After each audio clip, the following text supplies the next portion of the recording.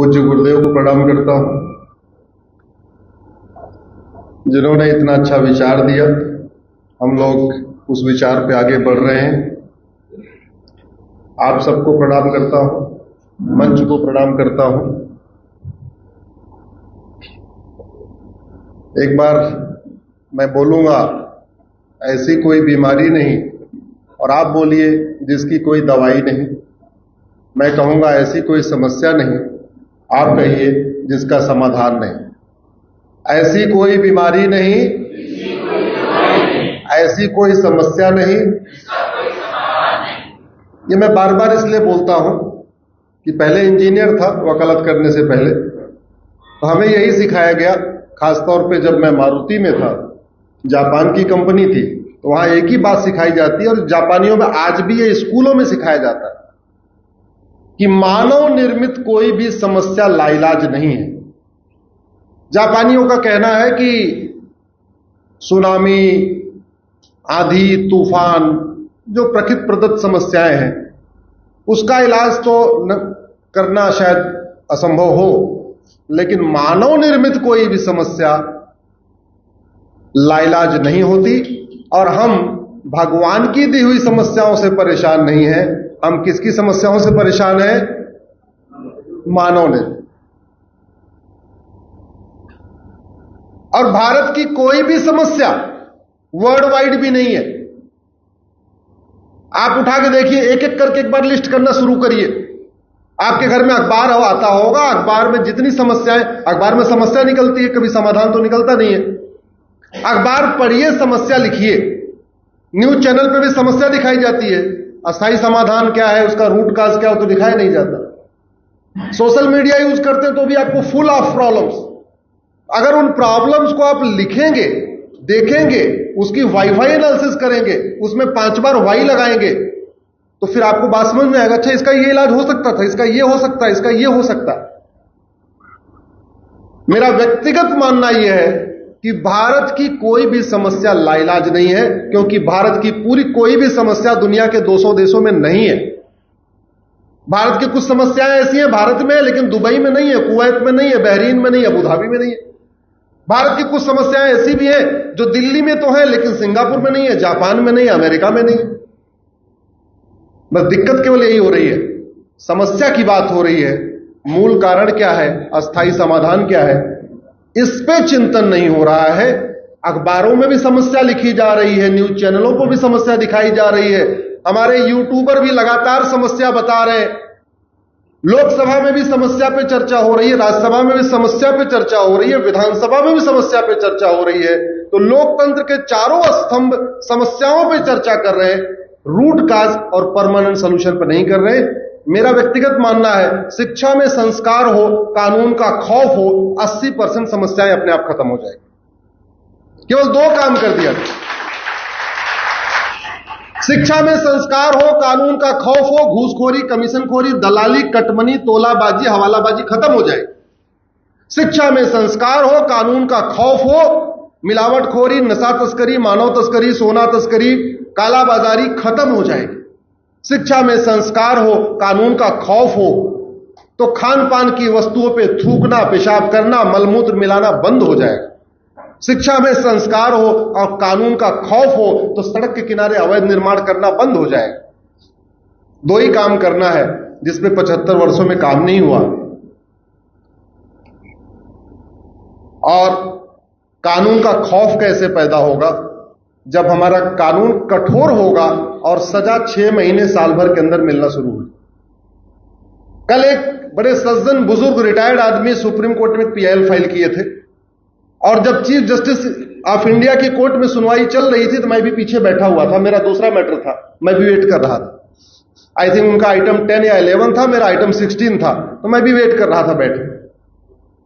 उनका यह कहना था, साहब ऐसी व्यवस्था कर दीजिए कि सुप्रीम कोर्ट के केस 1 साल में डिसाइड हो जाए, हाई कोर्ट में केस 1 साल में डिसाइड हो जाए, और डिस्ट्रिक्ट कोर्ट में केस 1 साल में डिसाइड हो जाए। वो चाह रहे थे टोटल जो है मैक्सिमम जो चले कोई भी केस, वो कितना चले, 3 साल। और वो आज अखबारों में छपा भी है। माननीय चीफ जस्टिस ऑफ इंडिया साहब ने कहा कि ऐसा असंभव है, मैं आज इस लक्ष्मी नारायण मंदिर की पवित्र भूमि से कहता हूं, 1 साल तो छोड़िए, 6-6 महीने के अंदर केस डिसाइड होना शुरू हो जाएंगे। 6-6 महीने किसकी गारंटी मैं लेता हूं। अरे आप झूठी शिकायत को गंभीर अपराध घोषित तो करो, झूठे एफआईआर को गंभीर अपराध घोषित तो करो, झूठे हलफनामा को गंभीर अपराध घोषित तो करो, झूठी गवाही को गंभीर अपराध घोषित तो करो, झूठे एफिडेविट को गंभीर अपराध तो घोषित करो, और झूठ पकड़ने के लिए नार्को पॉलीग्राफ ब्रेन मैपिंग कानून तो बनाओ। मैं गारंटी के साथ कहता हूं, साल भर तो ज्यादा होता है, 6-6 महीने के अंदर मुकदमे खत्म हो जाएंगे। जिस दिन हमने झूठी गवाही को गंभीर अपराध घोषित किया, बेटा भी बाप के लिए झूठी गवाही नहीं देगा और बाप बेटे के लिए झूठी गवाही नहीं देगा, क्योंकि अभी तो एक आदमी अपराधी है, झूठी गवाही देने वाला भी अपराध करेगा। डर के मारे लोग झूठी गवाही नहीं देंगे, और जब झूठी गवाही नहीं देंगे आधे केस ऐसे खत्म। आज जो 5 करोड़ केस चल रहे, मैं आज रिपीट कर रहा हूं यहां से, ये 5 करोड़ में से 2.5 करोड़ केस अपने आप विड्रॉ हो जाए, केवल झूठी शिकायत गंभीर अपराध हो जाए, झूठी जांच गंभीर अपराध हो जाए, झूठा एफआईआर गंभीर अपराध हो जाए, झूठी गवाही गंभीर अपराध हो जाए, झूठा एफिडेविट गंभीर अपराध हो जाए, चीटिंग, फ्रॉड, फोर्जरी और बर्जरी गंभीर अपराध हो जाए, 50% केस अपने आप बाहर हो जाए। मुकदमे इसलिए चलते हैं क्योंकि दबंग को पता है कि मैं ये गरीब की जमीन कब्जा कर लूंगा, इसको 50 साल तक लड़ाता रहूंगा, 50 साल इसकी जमीन पे मैं फसल उगाऊंगा, व्यापार करूंगा, और 50 साल के बाद हार भी गया तो कुछ नहीं होगा, इसकी जमीन इसको लौटा दूंगा। यही तो होगा। दुनिया के कई देशों में हारी हुई पार्टी को जीते हुए पार्टी के मुकदमे का खर्चा उठाना पड़ता है। जो पार्टी हार गई, जज साहब कहते हैं जीता हुआ पार्टी इतने साल झेला है, इसका इतना खर्चा आया है, इसकी वकील की फीस ये हारी हुई पार्टी देगा। ये प्रावधान है। और बाकी तो छोड़ो, जिनके जुडिशियल सिस्टम को हमने नकल मारी है, ये प्रावधान वहां भी है, ब्रिटेन में है। ये दुनिया के कई देशों में झूठी शिकायत, झूठी गवाही, ये 10 से 20 साल की सजा होती है। इसमें हमने बनाया नहीं, हमने बनाना तो छोड़िए, जज को यह पावर नहीं है कि वो झूठ का कॉग्निजेंस ले ले। ये आपको आश्चर्य लग रहा होगा कि आपको लगता होगा ये कैसे, ऐसा है। वो पुराने वाले सीआरपीसी में भी था, नए वाले बीएनएसएस में भी है, लिखा हुआ है no court take cognizance of the perjury. मतलब क्या हुआ, मेरा और मधु जी का मुकदमा चल रहा हो और मैं कहूं कि मधु जी ने अपने एफिडेविट में जो जो बातें लिखी हैं, इसमें से 4 बात गलत है, और मधु जी ने जो डॉक्यूमेंट पेश किए हैं, इसमें 4 फॉल्स डॉक्यूमेंट हैं। उसके बावजूद उस जज को कॉग्निजेंस लेने की पावर ही नहीं है। अगर वो जज सेटिस्फाई हो जाए कि हां ये जो मधु जी ने डॉक्यूमेंट लिया, अरे भाई मधु जी आप ऐसे आप नहीं करती, मैं आपकी बात नहीं करता। अगर जज सेटिस्फाई भी हो जाए कि जो डॉक्यूमेंट है इसका आधार फर्जी है, राशन कार्ड फर्जी है, ड्राइविंग लाइसेंस फर्जी है, बर्थ सर्टिफिकेट फर्जी है, वोटर आईडी फर्जी है, जो भी डॉक्यूमेंट फर्जी है, तो उस जज को शिकायतकर्ता बनना पड़ेगा। और किसके सामने शिकायतकर्ता बनना पड़ेगा? बगल वाले जज के यहां। कोई जज इतना टेंशन क्यों लेगा?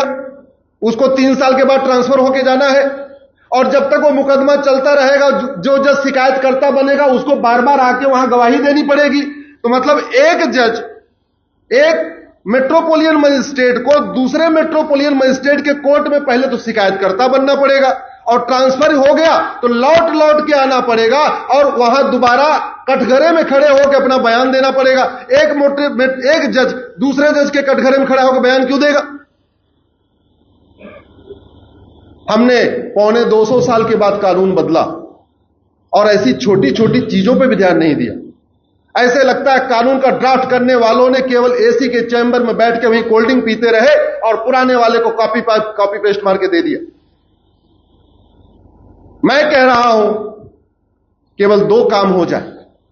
झूठ पकड़ने के लिए नार्को पॉलीग्राफ ब्रेन मैपिंग कानून बन जाए, भारत के 800 जिलों में से हर जिले में झूठ पकड़ने के लिए एक लैब बन जाए, नार्को पॉलीग्राफ ब्रेन मैपिंग, और जो शिकायत करता हो उससे अंडरटेकिंग लेना शुरू कर दें। जैसे कोई थाने आए एफआईआर करने, उससे अंडरटेकिंग ले ले कि जो बातें मैं कह रहा हूं ये सब सत्य है, और जरूरत पड़ने पे इसके लिए मैं अपना नार्को पॉलीग्राफ ब्रेन मैपिंग करा लूंगा। जैसे केस को जांच हो, जांच करता जो हो, वो सब इंस्पेक्टर जो भी जांच करता हो, उससे अंडरटेकिंग ले लिया जाए इस मुकदमे की हमने पूरी जांच कर लिया है और जांच में जो जो पाया ये सब सत्य है, और जरूरत पड़ी तो इसके लिए मैं अपना भी टेस्ट कराने के लिए तैयार हूं।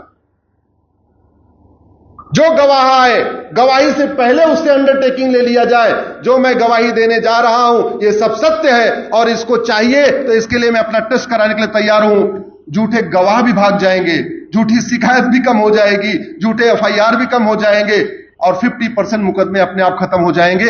और फिर प्राचीन जो हमारा सतयुग हुआ करता था, जैसे फटाफट सजा होती थी, फटाफट दंड मिलता था, वो व्यवस्था आ सकती है।